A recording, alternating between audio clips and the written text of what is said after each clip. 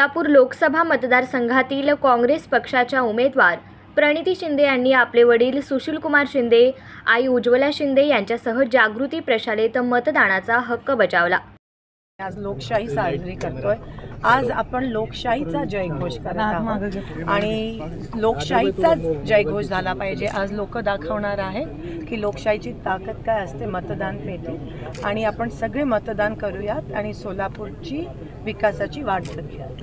जोरदार प्रचार केला, काय लोकांचं मूड एकंदरीत लोकांच्या मनात एक प्रकारचा रोष दिसून येतोय, कारण का मागच्या 10 वर्षात त्यांच्यावर खूप मोठ्या प्रमाणात अन्याय झाला आहे। शेतकरी असतील, कामगार असतील, सर्वसामान्य लोक असतील, मग पाणी असेल, महागाई असेल, रस्ते असेल, बेरोजगारी असेल, तर एकंदरीत तो रोष दिसून येतोय आणि हुकुमशाहीच्या विरोधात पण एक लाट दिसून येते, आणि म्हणून आज आपण लोकशाही साजरी करूया। खरं तर 5 आमदार जे आहेत ते सत्तेतले आपल्या समोर होते, मात्र आपण सुरुवातीपासूनच प्रचारामध्ये आघाडी घेतलेली पाहायला मिळाली।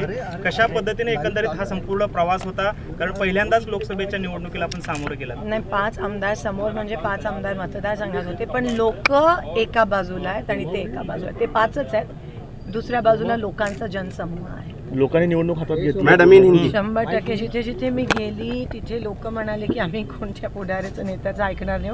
लोकांनी ही निवडणूक ताब्यात घेतली अशी प्रतिक्रिया दिसून आली लोकांना। मॅडम, लोकसभा नेहमी लढलाय, पहिल्यांदा लोकसभा काय फरक वाटतो, काय जास्त मनस्ताप असतो? लोकसभा खूप मोठा मतदारसंघ आहे, विधानसभेच्या 6 पटीचा आहे, पण त्या निमित्ताने गावोगावी जाण्याचा भेट लोकांच्या मनात, शेतकऱ्यांच्या मनात काय आहे आणि शेतकऱ्यांची सेवा जर करायला मिळाली तर त्याच्यापेक्षा भाग्य काय असू शकते। मैडम, आपका ये पहला चुनाव है लोकसभा का लोकसभा का आपका पहला चुनाव है, तो 15 दिन में जो आपका प्रचार हुआ, जो बहुत आक्रामकता से हुआ दोनों बाजू से, तो आपका क्या अनुभव? नहीं, 2 महीने से मेरा प्रचार चल रहा है, 2.5 महीने हुए हैं, और हमारा प्रचार मुद्दे पर था, काम पे था, विकास पे था, लोकशाही पे था, संविधान बचाने के लिए था, और उसी पर ही लोकशाही में प्रचार रहना चाहिए। 4 जूनला काय चित्र असेल देशाचं?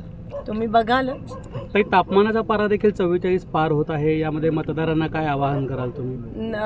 प्रचाराच्या वेळेस तापमान उच्चांक गाठला होता, पण तरी लोक बाहेर पडत होती, कारण का लोकांना ती गावभेटीची गरज होती, आणि गावभेटीच्या माध्यमातून आम्ही लोकशाहीची चळवळ ही जिवंत ठेवली, जे हुकुमशाही सरकारने कधीच केलं नाही आहे। त्या उलट आम्ही गावभेटींवर भर दिला आणि त्यांनी दमदाटींवर भर दिला। आज परिवार के साथ आपने वोटिंग की है, क्या कुछ कहना चाहेंगे मतदारांना? आसपास नेहमी राहतं, जास्त मतदान व्हावं यासाठी लोकांना काय आवाहन करा? नाही, नक्कीच आम्ही लोकांना सांगतोय की जसं आपण गावाकडे जत्रा असली की सगळेजण जातो, तसं आज पण लोकशाहीचा सण आहे आणि तो साजरा करण्यासाठी प्रत्येकाने मतदान करणं हे गरजेचं आहे। After thrice consecutive victory in Vidhan Sabha, now you are contesting the Lok Sabha. What difference you are finding it, and how you look at the challenge of BJP candidate Ram Sathpur? It is definitely 6 times that of a Vidhan Sabha constituency, and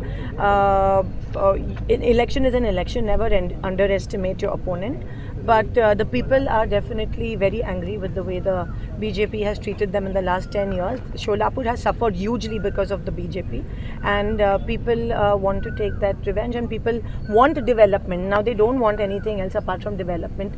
They do not believe in a lot of caste community politics, dirty politics that the BJP has played.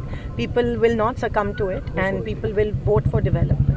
Madam, mainly on which subject the election campaigning will be held? मेरा campaigning तो इस पे ही था, विकास के मुद्दों पे था। शोलापुर में IT park आना चाहिए, शोलापुर दुष्काल मुक्त होना चाहिए, शोलापुर खड्डे मुक्त होना चाहिए, शोलापुर लोड शेडिंग मुक्त होना चाहिए, शोलापुर में रोज़गार मिलना चाहिए लोगों को, और किसानों को हमी भाव मिलना चाहिए, MSP मिलना चाहिए, कांदा निर्यात जो बंद है वो उठानी चाहिए, दूध को दर मिलना चाहिए, महंगाई कम होनी चाहिए।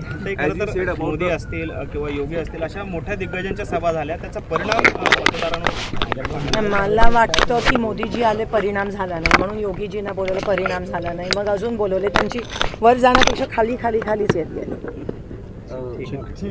थँक्यू। तुम्ही पण सगळ्यांनी लोकशाही साजरी करा आणि मतदान करा।